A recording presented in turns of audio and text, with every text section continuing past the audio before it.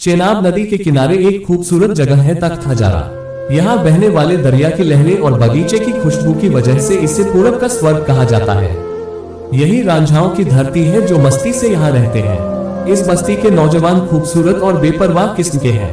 वे कानों में बालियां पहनते हैं और कंधे पर नए शॉल रखते हैं। उनको अपनी खूबसूरती पर गर्व है और सभी इसमें एक दूसरे को मात देते दिखते हैं। इसी बस्ती का मुखिया था जमींदार मौजूद चौधरी। वह 8 बेटे और 2 बेटियों का बाप था। वह बहुत धनी और खुशहाल था और कुनबे में सभी उसका सम्मान करते थे। सभी बेटों में वह रांझा को सबसे ज्यादा प्यार करता था।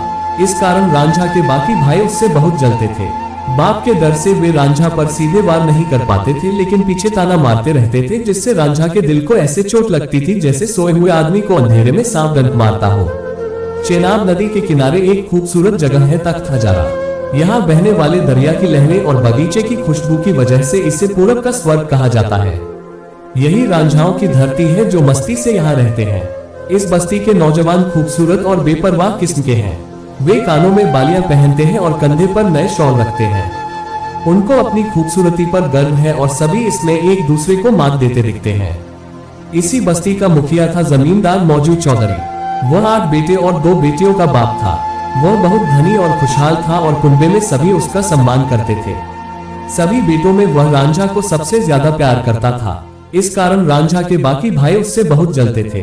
बाप के डर से वे रांझा पर सीधे वार नहीं कर पाते थे, लेकिन पीछे ताना मारते रहते थे, जिससे रांझा के दिल को ऐसे चोट लगती थी जैसे सोए हुए आदमी को अंधेरे में सांप डंक मारता हो। फिर एक अंधेरी रात ऐसी भी आई जब रांझा पर कयामत का कहर बरपा। उस रात उसका बाप मौजूद चल बसा। रांझा के भाइयों और भौजाइयों ने उस पर अब खुलेआम बार बार ताना कसना शुरू कर दिया। वे रांझा को कहते, आलसी बैठकर रोटी तोड़ता है और 2 आदमी के बराबर दूध पी जाता है, वो भी मक्खन मार के। भाइयों ने रांझा से छुटकारा पाने के लिए षड्यंत्र करना शुरू कर दिया और एक योजना बनाई।